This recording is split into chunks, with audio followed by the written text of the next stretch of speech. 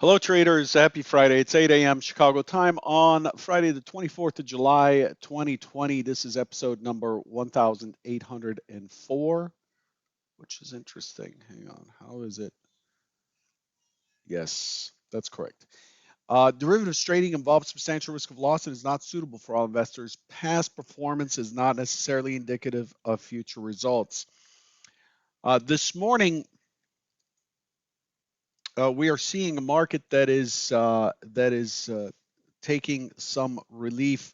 The DAX is off 233 points, 1.78%. The Euro stocks are off 52 points, or 1.57%. The Nasdaq's the weakest in the U.S., down 94 points, or 0.9%. And then the lead today, the yen is popping higher along with crude oil. Crude oil trading up 22 cents on the September contract, up 0.51%. The main drive this morning, U.S. stock index futures slip tracking global shares after China ordered the United States to close its consulate in Chengdu, which escalated tensions between the world's two largest economies. The Japanese yen rose against the dollar, and spot gold rose due to their safe haven appeal. Oil prices edged up. The Purchasing Managers Index readings for July are on the economic calendar. That's a summary from Refinitiv and an overview of what's going on. Looking at, uh, it's a politically driven market currently, unfortunately. But looking at the calendar, there are quite a few numbers out of Europe, retail sales in the Great Britain, and market services and so on. I won't go over those. I'm just going to go over what we need to pay attention to going ahead. We do get market manufacturing PMI flash 15 minutes after the open. We also get market services PMI and the composite altogether, and then we get home sales, new home sales at 10. So 15 minutes after the open, a half hour after the open, we get these numbers. New home sales, not such a big deal. The market numbers maybe, so pay attention to that. I'll leave that there. We're going to jump right into the review segment. I want to spend about 3 minutes, 2 minutes on this. Yesterday, the main idea is to respond back to the overnight double distribution profile at 71. If you look here, we have, as I discussed yesterday thoroughly, we have a confluence at 71.50, 71.75. We have a low volume node and a fair amount of volume in the overnight session above, expecting the market to pop higher to 71 for a short to target the 45 area right here. That would be the open of Wednesday. It would be the low of Wednesday, and an area that's been tested and retested several times. And that's the main idea. Here's what actually happened on the 5 minutes. So let's back up just a tad so we can see what we got yesterday. Here's what it looked like on the 5 minute. Okay, so we did get response back. We pushed to 71.75, and again we were looking for 71. Beautifully played there. It did happen very quickly, and then we dump right off to 54.50 immediately. We fall back through the overnight low, and we push back up, and the expectation is it's likely to continue lower. But this area right here was pretty tough to trade. Right here, pretty decent sized swings, and then finally the market gives in and it pushes down into that 45 area, but no brakes on that. It just continues and continues and continues and pushes into the key areas outlined in yesterday's Trader Bite. If we go a little bit earlier in the review segment, where is it? Right here. Right here in yesterday's video, I outlined that the the first obstacles are likely to be the 56 to 58 area. 45 is key, and then below there is 28. 28 is very important. These are from yesterday's video, pre-market, of course. 28 is down here, right down here, this big stock zone area. And guess what? This is where we ended up with our point of control. This is where the market traded the most. And so what we end up with is a market that's really, for a summer, the market has been trading quite well, rotating quite well, and pushing back and forth, and exercising a pretty good discipline. Now there have been some choppy areas in here, some pretty quick chop, the type of chop that would scare you out of a position. But overall, we've done what we are expecting to do, and we ended up pushing to this stock zone in the 32.14 area and held the 28 as the point of control. Very orderly, and what that leaves us with is the 45 above. We end up with a single print. If I pull up my master levels here, you can see there's a single print right here in the 45 area, a stock zone in the 45 area, and a little bit of confluence from yesterday. I'm going to be paying very particular attention to this area. If we start to push up, this will be a virgin test short setup for me with a predefined risk for a turn back to 20 to 32 and then potentially 28 on a push higher. So overall, though, yesterday ended up being a selling day, and here's what we've got in terms of the Globex. The Globex session had pretty decent volume versus the most recent sessions. 306,000 contracts so far. We've been in the 250 to 280, 280,000. We drift up in the overnight session, but given that this was an impulse day down, we have a double distribution trend day yesterday, and the S&P exceeded its one vol sigma, which was at 3230 down here. It closed below it, breaching the sigma band for the first sigma band down based on 20-day historical volatility. And this gives us basically an impulse day down, or a break day down. And so the expectation is this low will likely not survive the overnight session. There's a very, very high probability of that. And we see that breached right in here. Market finally rolls over and starts to push lower. We could see some pretty good separation between price and the mid, price and VWAP, and overnight VWAP. And we finally come back in. Here's the thing though.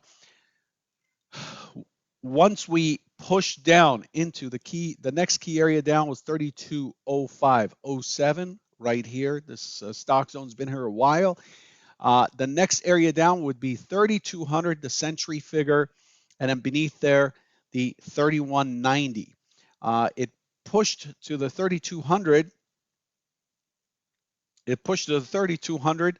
Almost to the tick, pushed by 3 ticks, and bounced right back up. And what we end up with is the point of control, the mid and VWAP right on top of each other. The market is the current condition of the market is it has found value, or it has found balance when we have mid VWAP point of control on top of each other. Expect chop, expect balance, expect volume to go off in this area, bringing the point of control to that area and maintaining prices there. This is essentially the market saying, okay, we like this price, let's just do business here. Okay, the delta is negative. The overnight inventory is mostly negative, not by much. So the overnight inventory is somewhat balanced. We are not far from yesterday's close. Yesterday's closing price, that closing price is 26.50. Remember the 28. That closing price is 26.50, just above. We're at 32.12. Basically 1.5 rotations up, and we're there. And so this is where we stand. What do we read about the overnight session? The overnight session is not giving us much. We have a little bit of a high volume node up top. We have this thin area that's caused by the 2475, 2450. I'm watching that area this morning very closely. I expect the market to be responsive and to push back up to 2650, 28. That's what I'm looking for. Okay, we have pushed into this high volume node on the micro composite. This is a micro composite that goes back a ways and ends with yesterday afternoon. So if we look at the micro composite, it starts at the beginning of June, which was a swing low, and it's carrying over, and we see we're in a pretty well-defined high volume node.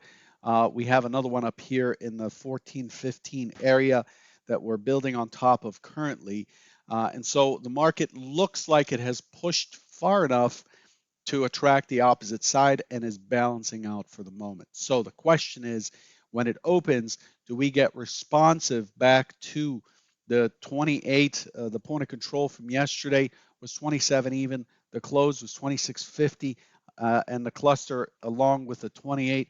I'm expecting it to come back up here and test this area. Remember, the prior week's high is right there.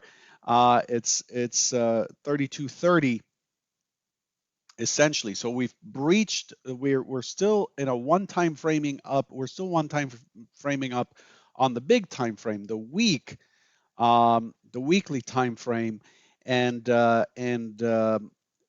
we've come back into the week's range, and we're kind of dipping our toes into the prior week's range here. I am looking for this to bounce back up as a result. Okay, so I'm not going to go over the order flow. There's not much there. I'm not going to spend time on that. What I am interested in is to just dive right in and look at what's expected for today. So I'm going to change the zoom on this chart to show you more of the action from yesterday as we're outlining today's expectations. What am I looking for? Now remember, you know, yesterday's plan wasn't so bad, right? If we look at yesterday's plan, turned right where we expected it. This isn't a common occurrence. It's common enough, but it's not something we expect. And by the way, those of you who are interested in the charts that I'm using, you can find them at ctcharts.pro. I believe I saw a question on that, ctcharts.pro, information there. So looking at today, looking at where we are, I believe the market has the overnight session has pushed far enough into a key area and has bounced quite well. I'm anticipating that it's probably found the buyers it's looking for. The expectation this morning is for an open auction. We're opening just outside of yesterday's range, open auction out of range. I'm looking for it to drop a little bit, squeeze into the 3205, 3207 area, potentially even test the 200.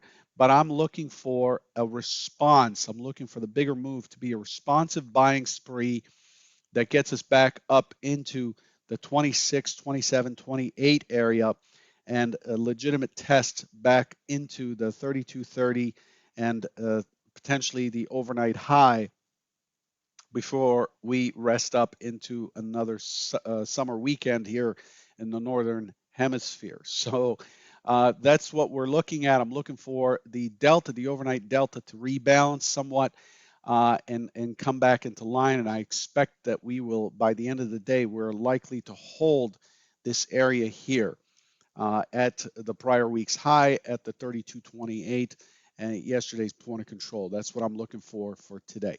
The secondary is we respond immediately, come right back into the range, push into the 25-26 area, get an impulse down, come back to the open, consolidate, and then begin to drift out.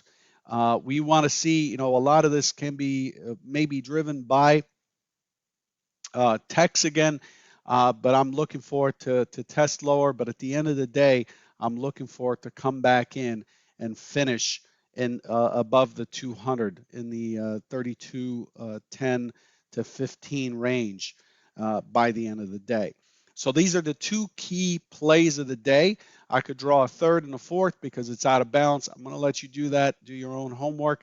But understand that the context is that the market is pointing down, has pushed down, and has found a little bit of balance here in the overnight session. And we will wait and see how the market responds on the open before we step right in. Okay, I'll leave you with that.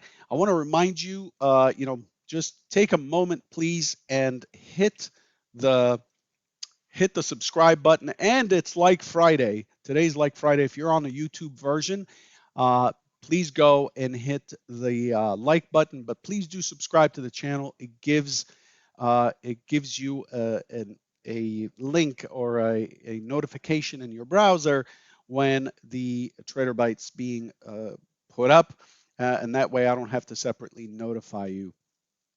So please subscribe and hit the like button. It is like Friday. Next Friday, we will be asking everyone where they're hailing from. We like to do that once a month. It's fun to see how incredibly diverse traders are that are listening in. Good luck, and I'll catch you on Monday morning. Stay healthy. Take care.